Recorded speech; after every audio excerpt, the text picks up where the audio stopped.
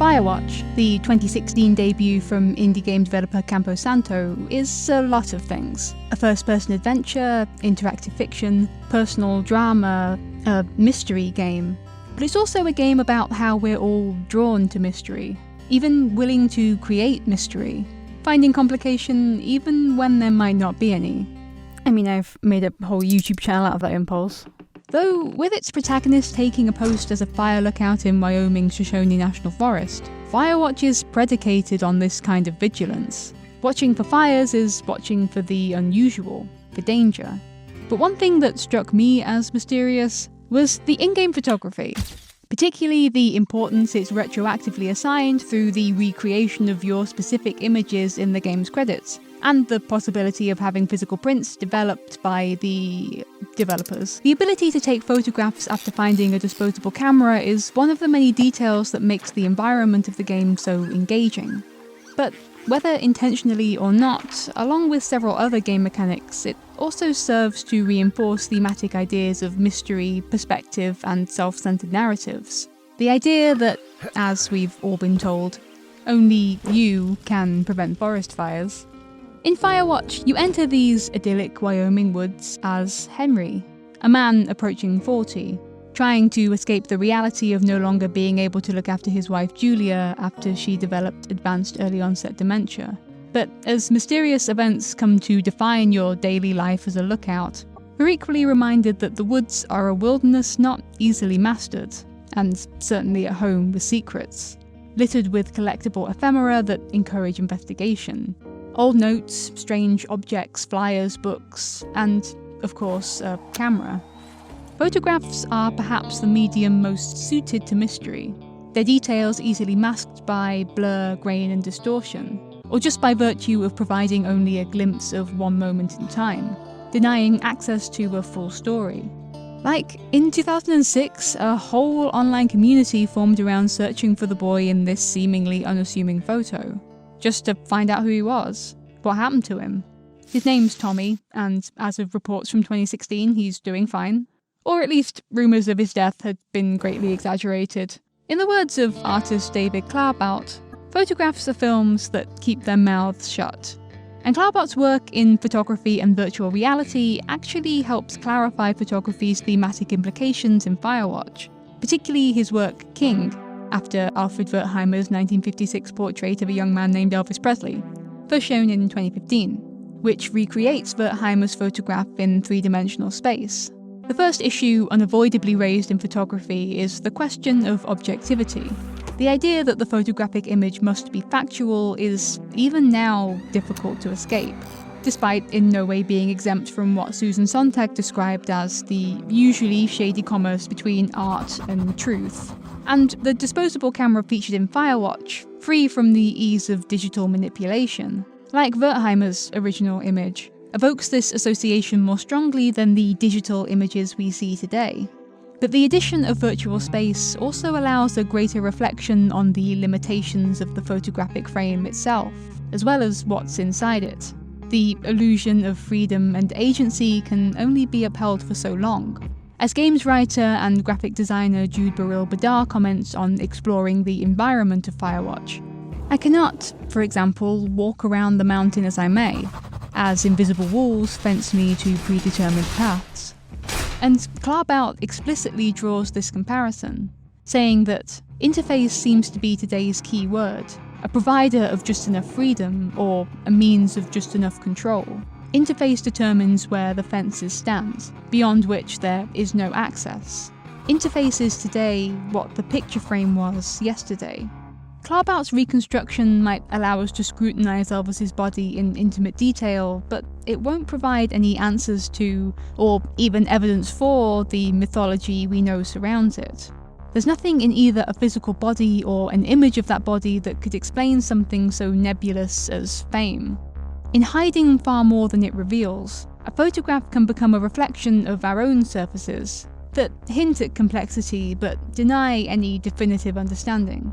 This is the only picture of Julia in the game, and her face is hidden behind a camera.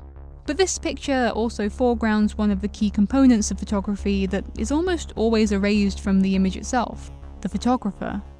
Like much of photography, we play Firewatch through the eyes of its protagonist, its photographer, Henry.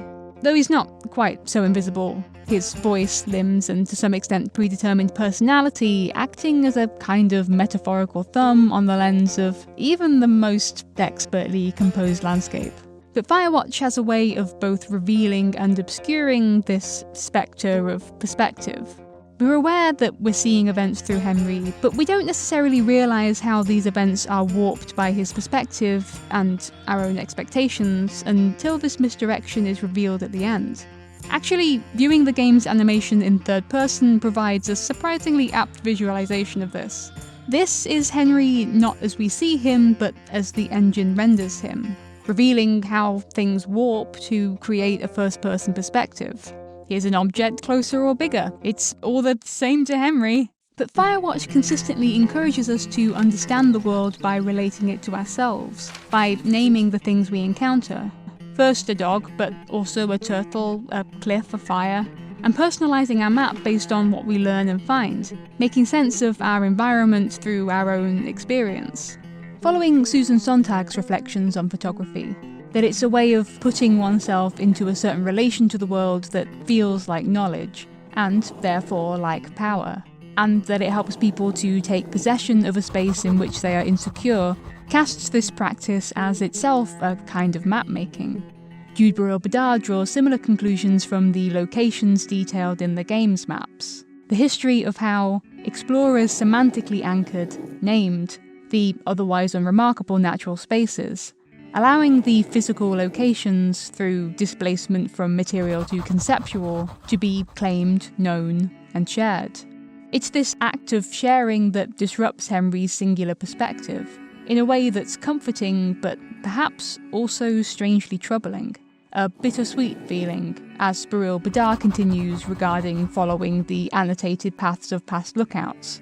A part sense of connectedness, part feeling of relative insignificance, as we move from the role of adventurous explorer to just another lookout. This idea of connection is reinforced again in the use of the walkie-talkie. In order to interact with your environment, you have to interact with Delilah, your supervisor. Video essayist Ian Danskin has commented on the historical precedent for narration in adventure games. Like, it's an accepted trope that when an adventure game protagonist looks at something, they do this. It's seen better days for sure. They all talk to themselves. So that's what I like about the walkie-talkie. It justifies something so long unjustified. In Firewatch, your thoughts aren't developed in or expressed into a vacuum, but are mediated by and dependent on another person. This prevents Henry and the player from completely withdrawing into themselves. But the distance from which you communicate with your one source of human companionship further encourages, if not a completely isolated perspective, then at least a self-centered one. Due to the player-character dynamic, defining a self is uniquely difficult with a game like Firewatch. As one of the designers, Nels Anderson, comments, the player in Firewatch both is and isn't Henry, and that's an interesting departure from how the audience engages with the characters in film or TV. This is a complication not just of our disposable lens, but the one through which we experience the game. The player is playing as Henry, but is also separated from him, at once a character within the narrative and an observer outside it. We control his actions and decisions only to the extent that the predetermined context and narrative allows. But this degree of seemingly objective distance serves to mask the ways we ourselves might be drawn into the promise of adventure and conspiracy, just as Henry is. As Taylor Hidalgo writes, Henry is only as paranoid as his player. The Lookout badge that features prominently in the game's marketing, its logo, its promotional posters, promotes this idea of being a defender, of being important. The game relies on our assumption of our own importance, that not only are we the main character of our story, but we're also the main character of everyone else's. And it's easily built from the very real foundation that Henry literally is the main character, though he ends up not being essential to the mystery as it first appeared. Referencing what art historian Norman Bryson termed the shadow of death, This phrase itself derived from a discussion of Lacan's description of the gaze. Baril-Bedard explains that there is an underlying anxiety residing in the realization of our own finitude, and that the spectacle we thought was designed for us to witness, here Firewatch's mountaintop, exists independently from us. Even the camera, this tool of our agency and perspective, erases us from the story as it finally shows us its images in reverse, ending on those taken by the original owner, the son of the previous lookout, whose story we were barely a part of.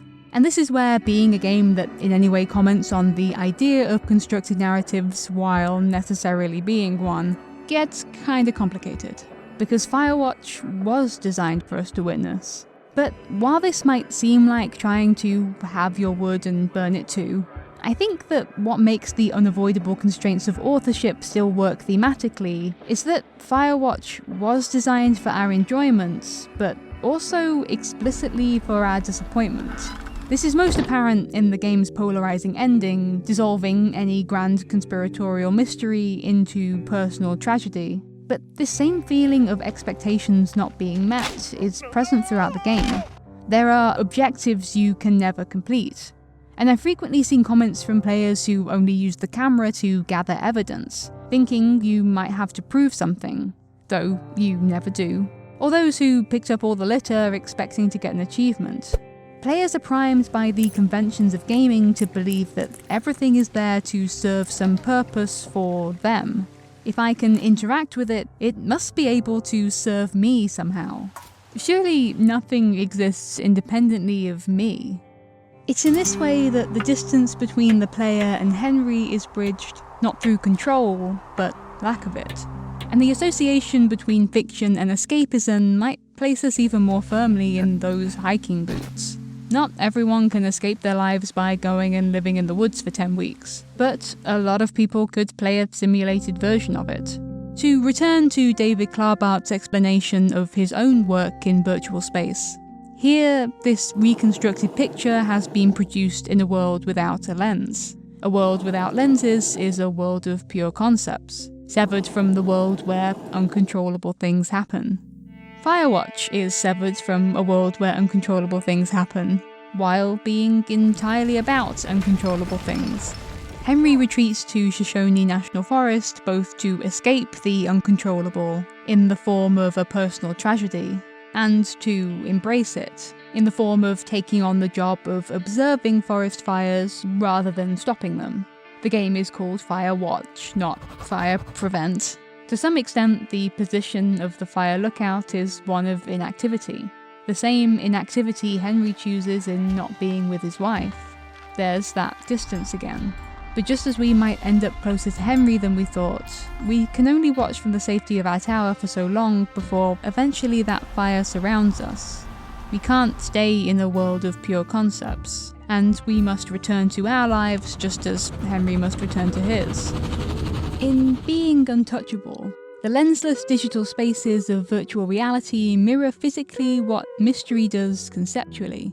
In a talk he gave at the Eye Film Museum in Amsterdam, David Claerbout insisted that digital matter does one thing very well, and it's to escape you grasping it. But there's one part of Firewatch you can grasp, if you choose to have your pictures developed. It's like the one part of the game that has the potential to transcend its digital limitations and enter our physical plane of meat space is our personal experience, symbolically held in those printed images.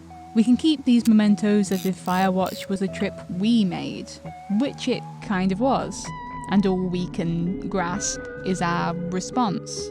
As Delilah says at the end of the game, bad things happen, okay? And you have to find a way to contain the damage, a good way. The lookout might not be able to prevent the fires, but it's not a position of avoidance. It's one of awareness, attentiveness, and response. To paraphrase Delilah's closing dialogue from the game's first reveal trailer, the job of the lookout isn't to stop the wilderness from burning down, it's to be here when that happens. If there's two things humans are good at, it's avoidance and finding patterns that justify their narratives. Whether that's being the center of a conspiracy or stubbornly using one camera mechanic to thematically explore an entire game. But while it might not be a matter of how all trails lead to Henry, what is significant is how we fit in a wider network of relationships, and our responsibility to those around us. Like that phrase, "only you can prevent forest fires," is really just about responsibility. And though you can't always prevent bad things from happening, Firewatch suggests that prevention isn't necessarily our job.